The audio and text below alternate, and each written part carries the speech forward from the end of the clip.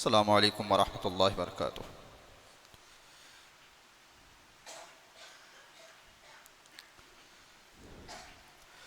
अल्हम्दुलिल्लाह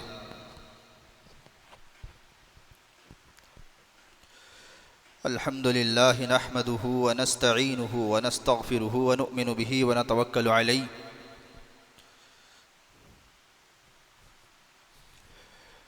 व नऊज़ु बिल्लाहि मिन शुरूरि अनफुसिना व मिन सय्यिआति अअमालिना। मन यहदिहिल्लाहु फला मुज़िल्ल लहु व मन युज़लिल्हु फला हादिय लहु व नशहदु अन ला इलाहा इल्लल्लाहु वहदहु ला शरीक लहु व नशहदु अन्न मुहम्मदन अब्दुहु व रसूलुहु व सल्लल्लाहु तबारक व तआला अलैहि व सल्लम तस्लीमन कसीरन कसीरा। अम्मा बाद फ़अऊज़ु बिल्लाहि मिनश शैतानिर रजीम। बिस्मिल्लाहिर रहमानिर रहीम। इन्ना नहनु नज़्ज़लना ज़िक्रा व इन्ना लहु लहाफ़िज़ून। सदक़ल्लाहुल अज़ीम। हर किस्म की तमाम तारीफ़ें सज़ावार हों उस खालिक़े कायनात पर जो तमाम जहानों का पालनहार है। दुरूद व सलाम हो नबी करीम सल्लल्लाहु अलैहि वसल्लम पर और आपकी आल और औलाद पर, तमाम सहाबा पर, ताबईन पर, तबे ताबईन पर, मुत्तबईन पर, तमाम औलिया अल्लाह पर। इसी तरीक़े से ये सिलसिला चलता रहे क़यामत तक के आने वाले तमाम मुसलमानों पर। मेरे मोहतरम अज़ीज़ दोस्तों, बुज़ुर्गों, नौजवान साथियों, चंद हफ़्तों से एक इल्मी गुफ्तगू आप हज़रात सुनते आ रहे हैं कि क़ुरआन और हदीस को कैसे जमा किया गया।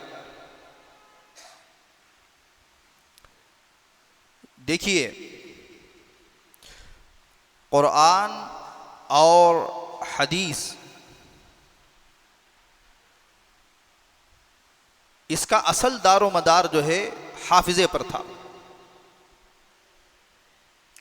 क़ुरआन की हिफाजत अल्लाह रब्बुल इज़्ज़त ने क़ुरआन मजीद के अंदर इरशाद फरमाया, इन्ना नहनु नज़्ज़लना ज़िक्र व इन्ना लहु लहाफ़िज़ून, कि हमने ही ज़िक्र को उतारा है।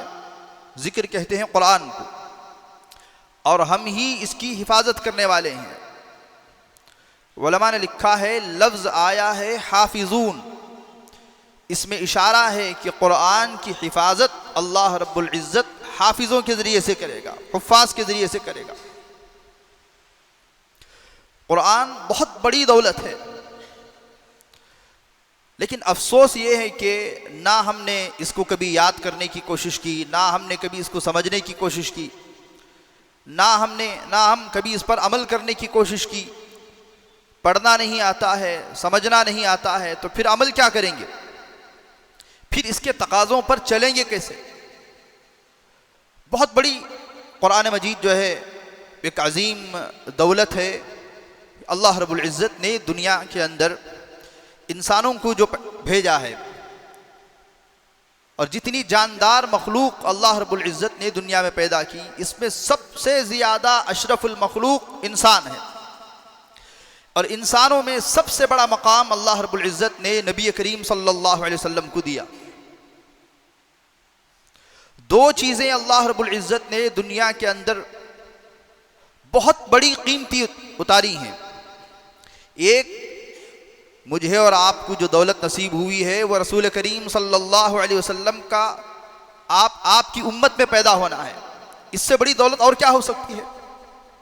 तमाम तारीफ़ें उस अल्लाह के लिए हैं जिसने मुझे और आपको इंसान बनाया, सही सालिम बनाया, लोगों में इज़्ज़त दी, मकाम दिया और समझने की सलाहियत दी। पागल अल्लाह ने नहीं बनाया है। और इंसान अल्लाह रब्बुल इज़्ज़त ने मुझे और आपको फ़ैसला लेने वाला बनाया, सही अक़ीदे वाला बनाया, गलत अक़ीदे वाला नहीं बनाया। कितनी नेमतें हैं अल्लाह रब्बुल इज़्ज़त की, उसमें से सबसे बड़ी जो नेमत है अल्लाह रब्बुल इज़्ज़त ने रसूल करीम सल्लल्लाहु अलैहि वसल्लम की उम्मत में पैदा फरमाया। और साथ ही साथ अल्लाह रब्बुल इज़्ज़त ने मुझे और आपको अपनी सबसे ज़्यादा पसंदीदा और महबूब किताब अल्लाह रब्बुल इज़्ज़त ने कुरान मजीद की शक्ल में अता फरमाई। ये तकरीर इस वजह से कर रहा हूँ, गुज़िश्ता जुमा में ये बात बताई गई कि किस तरीके से कुरान मजीद को रसूल करीम सल्लल्लाहु अलैहि वसल्लम ने लिखवाया। अच्छा, एक सवाल ये पैदा होता है, कुरान और हदीस इसका असल दारो मदार अगर हाफिज़े पर था तो लिखवाया क्यों? सवाल पैदा होता ना, असल मदार हाफिज़े पर था तो लिखवाया क्यों? लिखवाया इस वजह से ताकि इसका ख़त भी महफूज हो जाए। हदीसें लिखवाने की ज़रूरत इस वजह से महसूस नहीं की कि अल्लाह रब्बुल इज़्ज़त ने उनको जो है ज़बरदस्त क़ुव्वत हाफिज़ा दिया था। जैसे उन्होंने हदीसों को महफूज किया, वो कुरान को भी महफूज करते। लेकिन अल्लाह रब्बुल इज़्ज़त, मुफ्ती सईद साहब जो है किताब के अंदर लिखते हैं कि कुरान को लिखवाने की कई वजूहात में से एक वजह यह है कि कुरान का ख़त कहते हैं लिखने का तरीक़ा। जैसे अल-लैल है, रात, कुरान में लफ्ज़ लैल आएगा, उसे लिखना तो चाहिए था 2 लाम के साथ में या 1 लाम के साथ में, लिखा गया 2 लाम के साथ में। और अल्हम्दुलिल्लाहि रब्बिल आलमीन, आप सूरह फातिहा खोलेंगे, आइन अलिफ ज़बर आ भी तो आ सकता था, लेकिन वहाँ पर खड़ा ज़बर आया। और आयत का जो गोल निशान है, ये गोल निशान भी जो है ये तौक़ीफ़ी है, ये अल्लाह रब्बुल इज़्ज़त की तरफ से है। अगर गोल निशान ना उतरता, लिखवाया ना जाता तो कहाँ स्टॉप करते और कहाँ पढ़ते? क़ुल अऊज़ु बिरब्बिन नासी मलिकिन नासी इलाहिन नासी मिन शर्रिल वस्वासिल खन्नासिल लज़ी युवस्विसु फ़ी सुदूरिन नासी मिनल जिन्नति वन नासी।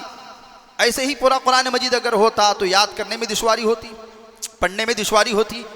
बात कहाँ स्टॉप करना है और कहाँ और कौन सी आयतें किस सूरत में कहाँ रखनी है, ये सब की तरतीब की वजह से कुरान मजीद को लिखवाया गया है।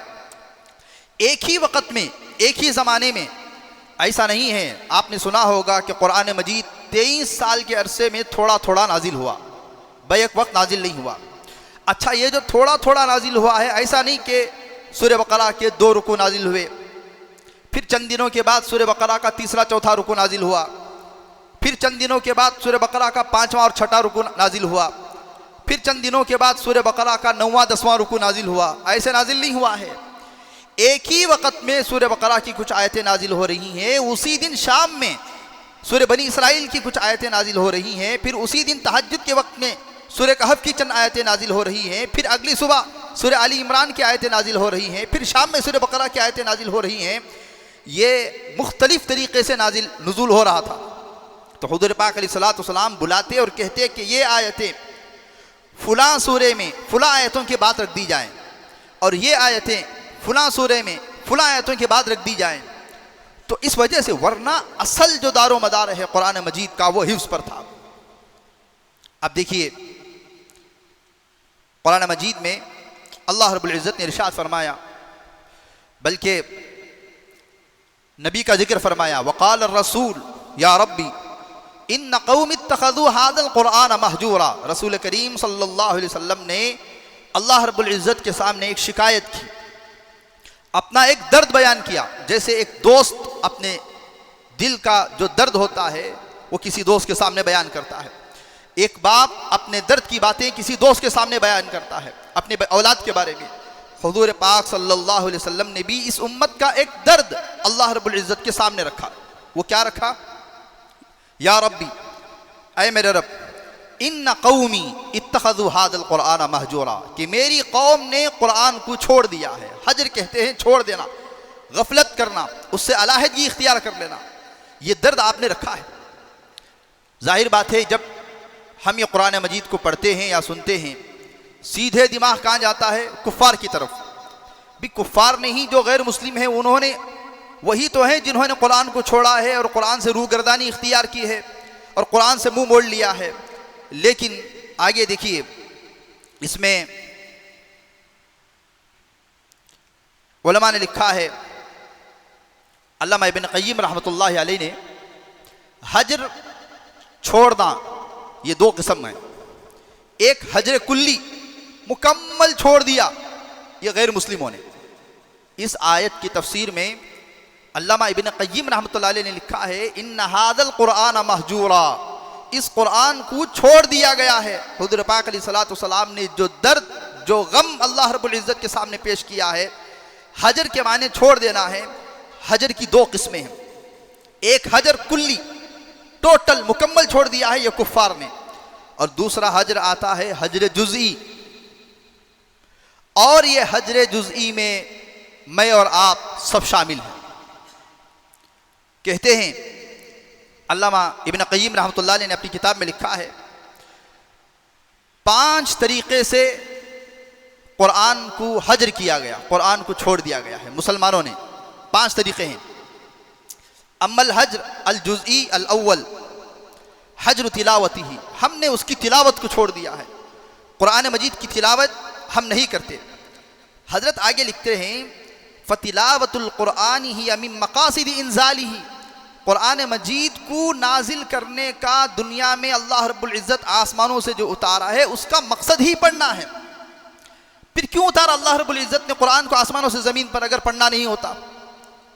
भी हम लोग कुरान मजीद की तिलावत ही नहीं करते हैं, ना अपनी औलाद को पढ़ाते हैं, ना हम खुद कुरान पढ़ते हैं। ये अलग बात है कि हम बड़ी उम्र के हो गए, लेकिन ये बात आप बताएं, क्या सारे सहाबा बच्चे थे? सहाबा जो ईमान लेकर के आए हैं अक्सर की तादाद बड़ी उम्र की थी, बच्चे सहाबा तो बहुत कम थे। तो सहाबा जब बड़ी उम्र में ईमान ला करके कुरान को सीख सकते हैं, तो मैं और आप कुरान को सीख क्यों नहीं सकते? मसला यह है कि हमने कभी सीखना ही नहीं चाहा। उलमा ने लिखा है, एक आदमी कुरान मजीद का हाफिज बनना चाहा 60 साल की उम्र में, 65 साल की उम्र में, 55 साल की उम्र में, अल्लाह जब तौफीक दे, अल्लाह जब दिल में दिमाग में बात डाले। अब वो किसी हाफिज साहब के पास गया, जाकर के कहने लगा कि मैं हजरत में हाफिज बनना चाहता हूँ, हालांकि ज़ुबान अरबी नहीं है और मुल्क हमारा कोई अरब मुल्क नहीं है, मुख्तलिफ ज़ुबानें हैं। अब वो इंसान नूरानी क़ैदा उठाया, जाहिर बात है अलिफ बा ता से ही शुरू करेंगे, अलिफ बा ता सा, हमज़ा ज़बर आ, हमज़ा ज़ेर ई, हमज़ा पेश ऊ, ये पढ़ना शुरू किया। आखिरी उम्र थी, वक्त आ गया, दुनिया से चला गया, लेकिन नीयत क्या थी? हाफिज बनने की थी। देखिए अजीज दोस्तों बुजुर्गों, किसी भी उम्र में कुरान मजीद के हिफ्ज़ की नीयत करना ये कोई गलत बात थोड़ी है क्या? दुनिया में ऐसी कौन सी चीज़ है जो नामुमकिन है? अल्लाह रब्बुल इज़्ज़त चाहे तो हर चीज़ दुनिया में मुमकिन है। अब वो चाह रहा था हाफिज बनना, लेकिन हमज़ा ज़बर आ, हमज़ा ज़ेर ई, हमज़ा पेश ऊ में दुनिया से चला गया। अब किसी भी आलिम से जाकर के मालूम करें, चूंकि नीयत इसकी हाफिज बनने की थी और इसी वजह से इसने कुरान पढ़ने के लिए हाफिज बनने की नीयत से, बनेगा या नहीं बनेगा वो बात की बात है। अल इत्मामु मिन अस्सायु मिन्ना वल इत्मामु मिनल्लाह, कोशिश करना हमारा काम है, नतीजा हमारे ऊपर नहीं है। अल्लाह रब्बुल इज़्ज़त ने दुनिया में किसी भी इंसान के ऊपर नतीजे को नहीं डाला है, कोशिश हमारी जिम्मेदारी है। हुज़ूर पाक अलैहिस्सलातु वस्सलाम ने जो दीन को पहुँचाया है लोगों के सामने, इन अली का इल्लल बलाग, ए अल्लाह के नबी आपके ज़िम्मे पहुँचाना है, आपने पहुँचा दिया। और नतीजा मानेंगे या नहीं मानेंगे, कौन मानेगा या नहीं मानेगा, ये अल्लाह रब्बुल इज़्ज़त नतीजे को नहीं देखते हैं। अल्लाह रब्बुल इज़्ज़त हमेशा कोशिश को देखता है, नतीजा नहीं देखता है। आपने एक कोशिश की किसी भी चीज़ के बारे में, एक खैर का काम, आपने चाहा कि नहीं मैसूर में ऐसा होना चाहिए, आपने अनथक कोशिश की, मेहनत की, लेकिन नतीजा कुछ नहीं निकला।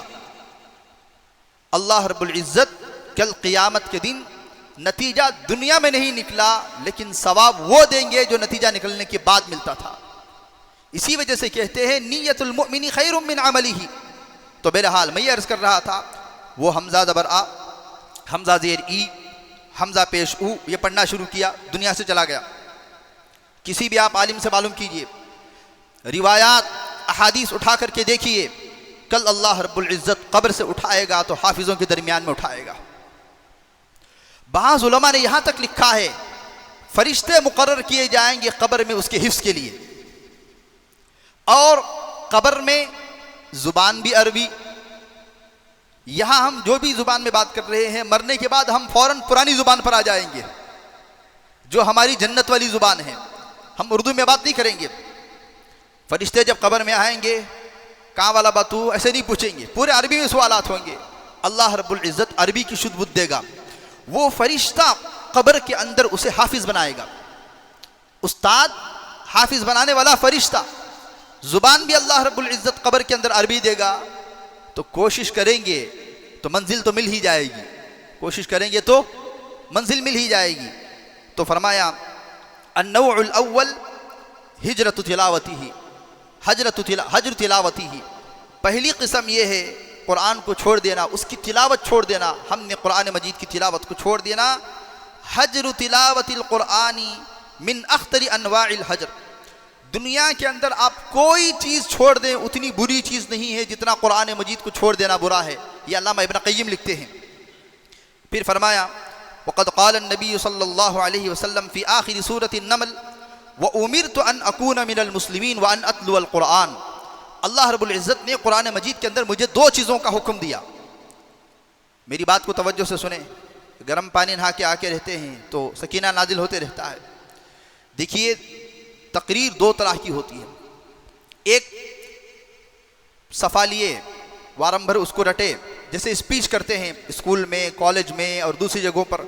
वो बच्चा आएगा, मजमा सुन रहा है, मजमानी सुन रहा है, वो स्पीच करेगा, चला जाएगा। ये ऐसी बात नहीं है।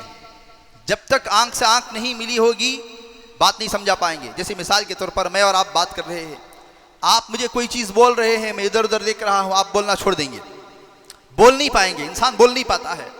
तो इस वजह से आधा घंटा 35 मिनट निकालते हैं, ज़रा गौर से सुनने की कोशिश करें। कुरान में हुज़ूर पाक अलैहिस्सलातु वस्सलाम को दो चीज़ों का हुक्म दिया गया। फरमाते हैं मैं मुसलमान बनूं, हुज़ूर पाक अलैहिस्सलातु वस्सलाम ने फरमाया मुझे इसका हुक्म दिया गया। हम मुसलमान हैं अल्हम्दुलिल्लाह।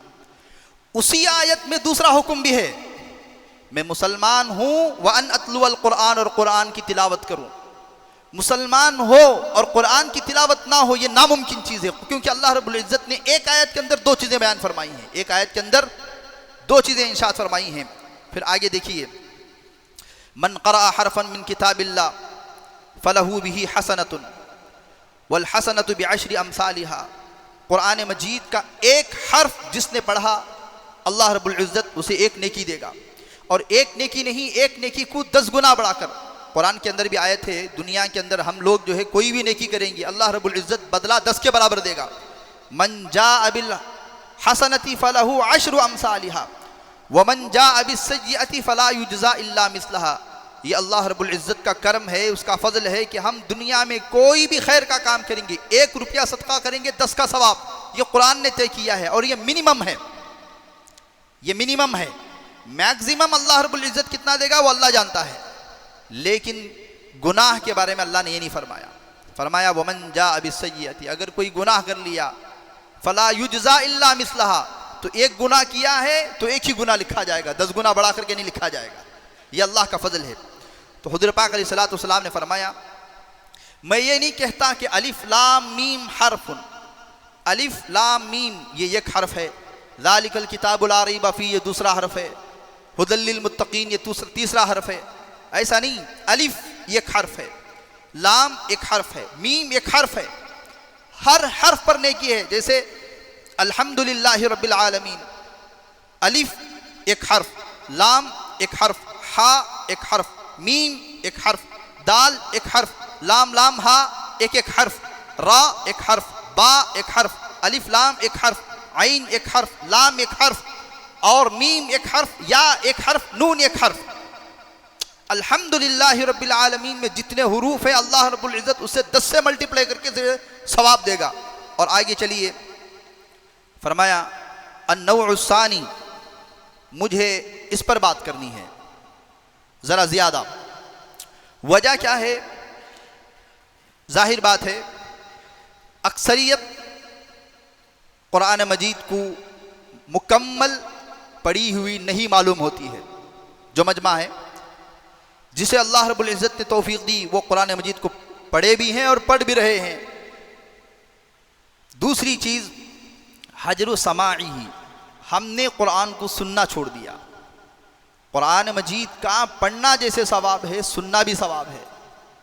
देखिए, व इज़ा क़ुरिअल क़ुरआनु फस्तमिऊ लहू व अंसितू, अल्लाह रब्बुल इज़्ज़त ने इरशाद फरमाया, जब कोई शख्स कुरान मजीद को पढ़े फस्तमिऊ लहू, तो उसे गौर से सुनो, व अंसितू, और खामोश रहो। अल्लाह रब्बुल, अरबी के अंदर समिअ यस्मऊ के माने सुनने के आते हैं।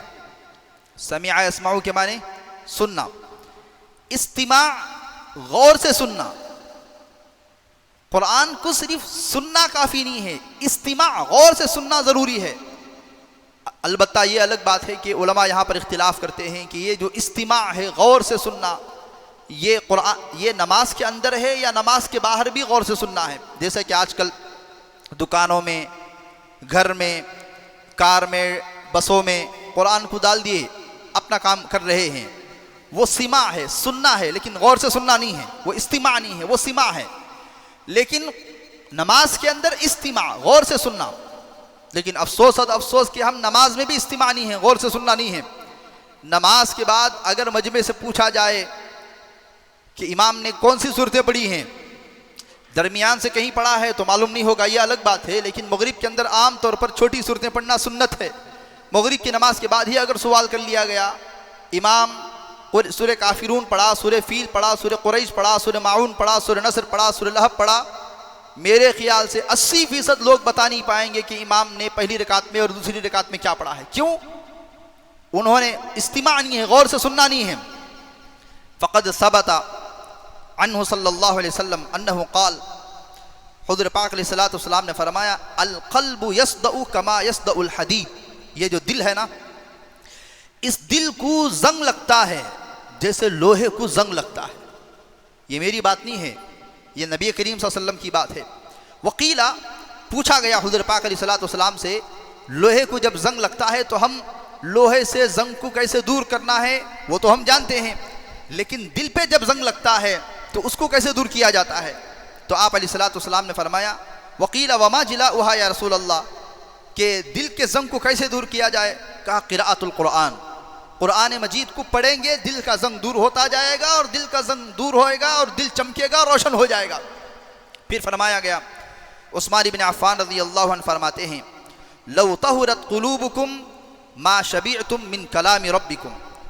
उस्मान बिन अफ़्फ़ान रज़ियल्लाहु अन्हु आशिक़े कुरान माने जाते हैं। हज़रत उस्मान दामाद रसूल, खलीफा भी हैं, हज़रत उस्मान रज़ियल्लाहु अन्हु तीसरे खलीफा हैं। लेकिन इनकी दो बड़ी खुसूसियात हैं, इनकी खुसूसियात में, बल्कि एक तो हुज़ूर पाक अलैहिस्सलातु वस्सलाम की दो बेटियों से दामाद हैं, एक के बाद दीगर आपने अपनी दो साहिबजादियाँ दी। एक बेटी दी, फिर वो दुनिया से रुखसत हो गई, तो आपने दूसरी बेटी भी आपकी निकाह में दिया, हज़रत उस्मान रज़ियल्लाहु अन्हु की। ये बहुत बड़ी बात होती है, बहुत बड़ा शर्फ है, इसी वजह से उनको ज़ुन्नूरैन कहते हैं, हज़रत उस्मान। एक और खुसूसियत ये थी कि हज़रत उस्मान रज़ियल्लाहु अन्हु अपनी पूरी ज़िंदगी में कभी अपने सतर को नहीं देखे थे, इतने बाशर्म थे, इतने हया वाले थे। हुज़ूर पाक अलैहिस्सलातु वस्सलाम एक मरतबा बैठे हुए थे, और आपका जो कुर्ता है, आपका जो तहमद है नीचे का, वो पिंडली तक उठा हुआ था। अबू बकर सिद्दीक़ रज़ियल्लाहु अन्हु आए, आप ऐसे ही बैठे हुए। हज़रत उमर रज़ियल्लाहु अन्हु आए, आप ऐसे ही बैठे हुए थे। हज़रत उस्मान रज़ियल्लाहु अन्हु आए तो हुज़ूर पाक अलैहिस्सलातु वस्सलाम ने फ़ौरन उसको नीचे किया, पिंडली, गुड़िया तक नहीं, पिंडली तक। तो कीला, कहा गया, या रसूल अल्लाह, अबू बकर आए, उमर आए रज़ियल्लाहु अन्हुमा, आप ऐसे ही बैठे हुए थे, उस्मान आए तो आपने उसको सीधे कर लिया। तो हुज़ूर पाक अलैहिस्सलातु वस्सलाम ने फरमाया, मैं उस शख्स से क्यों हया ना करूं जिससे फरिश्ते हया करते हैं, इतने बाहया थे। और तीसरी चीज़, आशिक़े कुरान थे। आज भी म्यूज़ियम के अंदर वो कुरान रखा हुआ है। हज़रत उस्मान रज़ियल्लाहु अन्हु को जब शहीद किया गया तो आप कुरान मजीद की तिलावत कर रहे थे, आपका खून कुरान मजीद की आयात पर वो पड़ा हुआ, वो कुरान अभी भी रखा हुआ है। और आप जैसे खून लगा हुआ था उसी वैसे ही म्यूज़ियम में आज भी रखा हुआ है, जो आप हजरात मेरे ख्याल से गालिबन टर्की के म्यूज़ियम में है या सऊदिया के म्यूज़ियम में है, गालिबन टर्की के म्यूज़ियम में, क्योंकि टर्की की जब हुकूमत थी, जब वो मक्के मदीने की अक्सर बरक़ात वो तुर्की वाले लेकर के चले गए, उन्होंने सऊदिया में वो चीज़ें नहीं छोड़ी हैं। तो मेरे हाल हज़रत उस्मान कहते हैं लौ तहुरत कुलूबुकुम मा शबीअतुम मिन कलामी रब्बिकुम, अगर तुम्हारे दिल पाक होते, हज़रत उस्मान कहते हैं, तो तुम्हारा दिल कभी कुरान से भरता नहीं। यानी बोलती मालूम पेट तो भर गया भी मगर जी नहीं भरा। अगर कोई अच्छी चीज़ थी खाने की, हम तो अक्सर जो है खाने में ही माहिर हैं। देखिए शहर में दीन के हलके क्या ज़्यादा आबाद होते हैं। हर दूसरे तीसरे दिन एक नई होटल ओपन हो रही है, हर दूसरे तीसरे दिन। बहरहाल तिजारत करना कोई बुरी बात नहीं है। एक ज़माने में लोग होटल का खाना मजबूरी में खाते थे, मुसाफिर है या घर में बीवी नहीं है, कोई और मसला होता। लेकिन आज तो एक ट्रेंड हो गया ना, होटलों की भरमार है। तो खाने के बारे में अच्छा खाने का कंपटीशन भी है, एक शीन में रख दिया।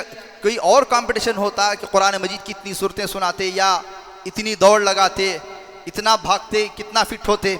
मजमे को अगर जुमे के बाद भगाना शुरू किया जाए चर्च तक या उससे ज़्यादा फाउंटेन सर्कल तक, तो कौन कहाँ इन्ना लिल्लाह होगा मालूम नहीं है, कौन कहाँ क्या हो जाएगा, उसकी दिल की हार्ट बीट कहाँ रुकेगी मालूम नहीं है, फिट नहीं है। लेकिन खाने में कंपटीशन है ना, इतना इनाम, सबसे जल्दी खाता, ऐसे खा रहा है जैसे शैतान खा रहा है। जल्दी खाना, सबसे जल्दी खाना और सबसे ज़्यादा खाना। ला हौल वला कुव्वता इल्ला बिल्लाहिल अलिय्यिल अज़ीम। तो लोग कहते हैं ना भी आपने इतना अच्छा बनाया बिरयानी या मीठा, पेट तो भर गया लेकिन जी नहीं भरा। हज़रत उस्मान कहते हैं अगर तुम्हारे दिल पाक होते तो कुरान से तुम कभी यानी ऐसा नहीं कह सकते थे कि मैं सैराब हो गया। ये एक ऐसी चीज़ है, सुनते जाओ तो सुनते जाओ, सुनते जाओ तो सुनते जाओ, कभी जी नहीं भरता है कुरान मजीद से। ये अल्लाह रब्बुल इज़्ज़त का कलाम है। आगे देखिए इब्न मसूद रज़ियल्लाहु अन्हु फरमाते हैं मन अहब्बा अन यअलम अन्नहु युहिब्बुल्लाह फलयअरिद नफ्सहु अलल कुरान। जो शख्स ये परखना चाहता हो कि उसे अल्लाह से कितनी मोहब्बत है, अब्दुल्लाह इब्न मसूद रज़ियल्लाहु अन्हु फरमाते हैं ये कारी कुरान है, ये उम्मत के कारियों में शुमार है, उम्मत के कारियों में। अबू मूसा अशअरी रज़ियल्लाहु अन्हु, अब्दुल्लाह इब्न मसूद रज़ियल्लाहु अन्हु, एक मरतबा रसूल करीम सल्लल्लाहु अलैहि वसल्लम आए और अब्दुल्लाह इब्न मसूद को बुलाया और कहा अब्दुल्लाह इब्न मसूद कुछ कुरान पढ़ करके सुनाओ, कुछ कुरान पढ़ करके सुनाओ। अब्दुल्लाह इब्न मसूद रज़ियल्लाहु अन्हु ने फरमाया या रसूलल्लाह मैं आपके सामने कुरान कैसे पढ़ूँ, कुरान तो आप ही पर उतरा है। फरमाया नहीं, मैं सुनना चाहता हूँ। तो आपने सूरह निसा की आयतें पढ़ी, फ़कैफ़ इज़ा जिअना मिन कुल्लि उम्मतिन बिशहीदिन वजिअना बिका अला हाउलाइ शहीदा। इस आयत पर पहुँचे हैं अब्दुल्लाह इब्न मसूद रज़ियल्लाहु अन्हु, हुज़ूर पाक अलैहिस्सलातु वस्सलाम की सिसकियाँ निकल गई और आपने हाथ से फरमाया बस रुक जाओ, इससे आगे यानी वो आयतों का तर्जुमा फिर जाऊँगा, मजमून जो है उसमें बदल जाएगा। एक मरतबा आप रात में उठे, अबू मूसा अशअरी रज़ियल्लाहु अन्हु कुरान पढ़ रहे थे। सुबह में आपने फरमाया अबू मूसा अशअरी तुम्हें अल्लाह रब्बुल इज़्ज़त ने लहन दाऊदी दी है। दाऊद अलैहिस्सलातु वस्सलाम 99 लहजों में कुरान को यानी ज़बूर को पढ़ते थे। ज़बूर को हज़रत दाऊद जो है ज़बूर को 99 लहजों में पढ़ते थे। फरमाया अबू मूसा अशअरी को, अबू मूसा अशअरी तुम्हें मालूम है जब तुम रात में कुरान पढ़ रहे थे मैं सुन रहा था, अल्लाह रब्बुल इज़्ज़त ने तुम्हें लहन दाऊदी दी है। तो हज़रत अबू मूसा अशअरी ने फरमाया या रसूल अल्लाह अगर मुझे मालूम होता कि आप सुन रहे हैं मैं और मज़े से कुरान को पढ़ता। यानी कुरान के पढ़ने अगर मालूम हो जाता कि आप सुन रहे हैं, मैं तो ऐसे ही खड़े खड़े पढ़ रहा था, लेकिन आप सुन रहे हैं मुझे मालूम होता तो मैं और बेहतरीन आवाज़ में पढ़ता, मैं और अच्छा पढ़ सकता था कुरान मजीद को। अबू मूसा अशअरी रज़ियल्लाहु अन्हु ने फरमाया असल बात है अजीज़ दोस्तों बुज़ुर्गों, कुरान मजीद है ही ऐसी किताब है। कुरान मजीद देखिए दुनिया में कुरान मजीद वाहिद एक ऐसा कलाम है कि लोग उसको सुन करके रो देते हैं, हालांकि उसके माने नहीं जानते। चीन वाला, अमेरिका वाला, दुनिया के अफ्रीका वाले, दुनिया के मुख्तलिफ ममालिक के लोग हरमैन जाते हैं, इमाम हरम से जब कुरान सुनते हैं तो रो पड़ते हैं। वो क्यों रोते हैं? उलमा ने लिखा है यहाँ भी रो सकते हैं, लेकिन अफसोस सद अफसोस ये कि पढ़ने वाली वो ज़ुबान चाहिए और दिल उतना पाक चाहिए, लेकिन हमारे दिल गुनाहों से गंदे हो चुके हैं। ज़ुबानें गंदी हैं, दिल गंदे हैं, आँख गंदी है, दिमाग गंदा है। इस वजह से ना पढ़ने वाले की ज़ुबान में वो तासीर है, ना सुनने वालों के कानों में वो तासीर है। तो बहरहाल हुज़ूर पाक सल्लल्लाहु अलैहि वसल्लम भी जब कुरान शरीफ पढ़ते थे तो कुफ़ार मक्का के ऐसे वाक़यात कई मौजूद हैं। रात में आप तहज्जुद के वक्त में घर में कुरान पढ़ते थे, अबू जहल, अखनस, ये सब बाहर खड़े होकर के छुप कर के कुरान को सुनते थे और कुरान की जो मिठास है, जो लज्जत है, उससे महजूज होते थे। एक मरतबा तीनों का नाम जो है मिलता है, अबू जहल, अखनस और एक कोई था अबू सुफियान, तीनों छुप छुप करके सुन रहे हैं। जब आपने नमाज ख़त्म की, जब तीनों निकले तो तीनों आपस में टकरा गए। ओह, तू आप भी कुरान सुनने आए थे क्या? मई छोड़, तू भी कुरान सुनने आया सो, तू भी कुरान सुनने आया। दिन में मुखालिफ हैं, दिन में दुश्मन हैं, रात को कुरान सुन रहे हैं। रात को क्या कर रहे हैं? कुरान सुन रहे हैं। और डांटा। अबू जहल ने कहा, देखो भी, आज सुन लिए सो सुन लिए, सुबह से कौन भी यहाँ नहीं आना। दुश्मन है। अबू जहल को फिरौन हादिहिल उम्मा, इस उम्मत का फिरौन कहा गया है, लेकिन उसके दिल को सुकून कहाँ मिल रहा है? कुरान में मिल रहा है। क्या हम अबू जहल से गुजर गए कि हम कुरान को सुनते नहीं? अबू जहल ने क्या किया? खबरदार, अगले दिन यहाँ नहीं आना। अब देखिए, किताबों में लिखा हुआ है, तारीख़ हिशाम में, अगले दिन ये लोग फिर आए और फिर कुरान सुनने लगे, और फिर जब जाने लगे तो फिर टकराए सर्कल में। अच्छा, और आ गए क्या तुम्हें? अबू जहल कहने लगा, खबरदार, कल भी आए थे, आज भी आए थे, आइंदा नहीं आना। तो फिर उस वक़्त में अबू सुफियान ने कहा अबू जहल से, भी तुम भी तो आए हो। अब वो चुपके चले गए, कल हरगिज़ नहीं आना है। लेकिन तीसरी रात में फिर आए और फिर कुरान को सुनने लगे। और जब तीसरी रात जब जुड़े हुए हैं तो हर एक दूसरे के चेहरे देखने लगे। कहने लगा, आज फिर? तो अबू जहल ने क्या कहा कि रहा नहीं जाता। क्या जुमला कहा उसने? नींद नहीं आ रही है। कुरान में अल्लाह रब्बुल इज़्ज़त ने इतना मज़ा रखा है, अबू जहल के जुमले हैं कि सोया नहीं पा रहा हूँ, सुनने के लिए आ गया। क्या हो गया? सुनने के लिए आ गया। फिर आगे उसने फरमाया, अबू जहल ने, कि नाज़अना बनु अब्दी मनाफ़ि शर्फ़ हत्ता क़ाल फ़क़ालू मिन्ना नबियुन फ़अन्ना नुद्रिकु हादिही, कि मोहम्मद तो हमारे ख़ानदान से नबूवत छीन करके ले गए। मालूम क्या हुआ? वो आपकी तिलावत से मुतासिर थे, सिर्फ ज़िद और दुश्मनी की वजह से जो है वो लोग ईमान लेकर के नहीं आए थे। आखिरी एक वाक़या इस ज़माने का कह करके मैं अपनी बात को ख़त्म कर देता हूँ। क़ारी अब्दुल बासित, यूट्यूब के अंदर आपने उनकी क़िरातें सुनी होंगी। पड़ोस के एक बहुत बड़े आलिम दीन हज़रत मौलाना पीर ज़ुल्फ़िकार साहब दामद बरकातहुम एक जगह अपनी किताब में लिखते हैं कि अमेरिका के अंदर वो और क़ारी अब्दुल बासित दोनों एक वक्त में साथ में थे। अब्दुल बासित की आदत थी कि रोज़ाना वो एक कुरान मजीद मुकम्मल पढ़ते थे। दाढ़ी नहीं थी, ये अलग बात है, ये मिस्र के उलमा का अपना मसला है, लेकिन इतने मुत्तकी थे, वो कहते थे कि मुझे दुनिया की बातें करने के लिए वक्त नहीं है, रोज़ाना एक कुरान ख़त्म करते थे। अब्दुल रशीद अस-सूफ़ी, आप यूट्यूब के अंदर मारेंगे, सोमालिया के रहने वाले हैं, हबशा के रहने वाले हैं, आज भी हैं, कुरान मजीद की बेहतरीन खिदमत कर रहे हैं। उनसे तुर्की के अंदर एक इंटरव्यू में कहा गया, किसी ने उनसे सवाल किया अब्दुल रशीद अस-सूफ़ी से कि रमज़ान में आप तरावी से पहले कुरान मजीद को कितना दोहराते हैं? हर हाफिज़, हत्ता कि अरब ममालिक के अंदर भी, कतर के अंदर भी 5-10 मिनट ज़्यादा हो जाएंगे, बात मुकम्मल करके आज बात को ख़त्म करेंगे। आज भी कतर के अंदर रमज़ान के करीब जो है हाफिज़ों के दौर के हल्के लगते हैं ताकि रमज़ान में सही तरीके से कुरान को सुनाए।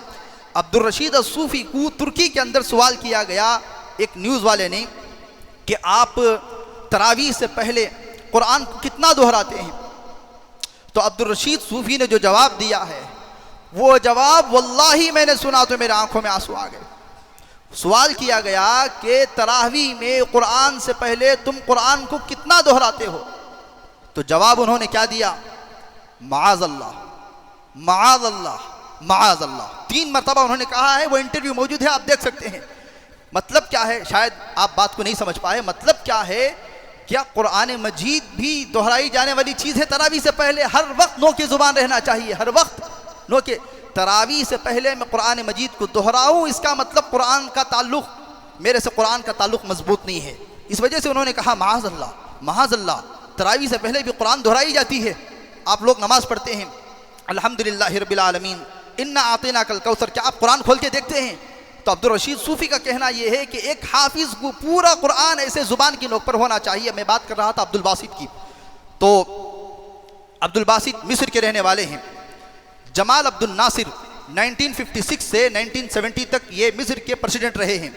जमाल अब्दुल नासिर जब मॉस्को गए हैं रशिया, किसी वजह से प्रेसिडेंट जाते रहते हैं, वो कम्युनिस्ट थे वहाँ पर, इस्लाम वहाँ पर नहीं था। तो मॉस्को के प्रेसिडेंट ने मिस्र के प्रेसिडेंट जमाल अब्दुल नासिर को ईमान इस्लाम छोड़ने की दावत दी। कहा क्या रखा हुआ है इस्लाम में, तुम्हारा शहर गरीबी में डूबा हुआ है, हम लोग कम्युनिस्ट हैं, तुम लोग कम्युनिस्ट तुम तस्लीम कर लो, हम तुम्हें माला माल कर देंगे वगैरह वगैरह।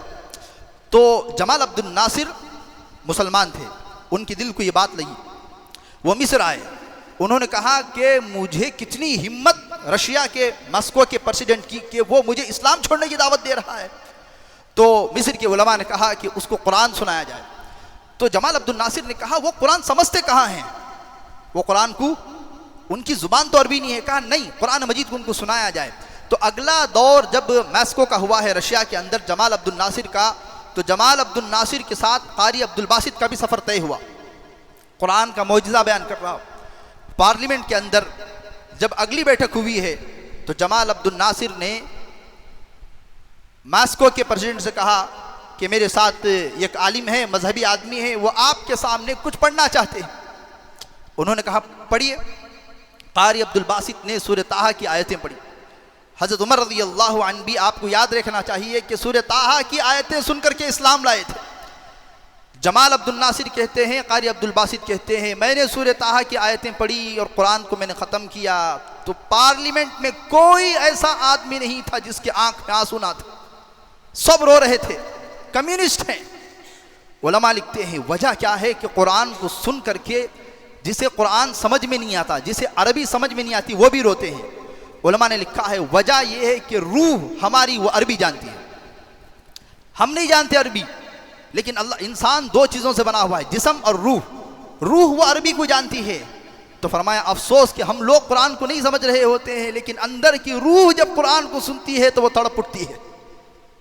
ये कुरान का मौजिज़ा है। तो बहरहाल अजीज़ दोस्तों बुज़ुर्गों, बात चल रही थी कुरान की हिफाजत और हदीस की हिफाजत की बात चल रही थी। तो कुरान और हदीस की हिफाजत का असल दारो मदार जो है वो हिफ्ज़ पर था। किस पर था? वो हिफ्ज़ पर था। कुरान मजीद को लिखवाया इस वजह गया ताकि आयतें मालूम हो, ख़त मालूम हो, और कुरान मजीद के ख़त के बारे में भी गहरे उलूम है। अल्लाह रब्बुल इज़्ज़त हम तमाम का जो है कुरान मजीद से मजबूत रिश्ता बनाए। हमें चाहिए कि हम अपनी औलाद को हाफिज़ कुरान बनाएं, हम अपनी औलाद को हाफिज़ कुरान बनाएं।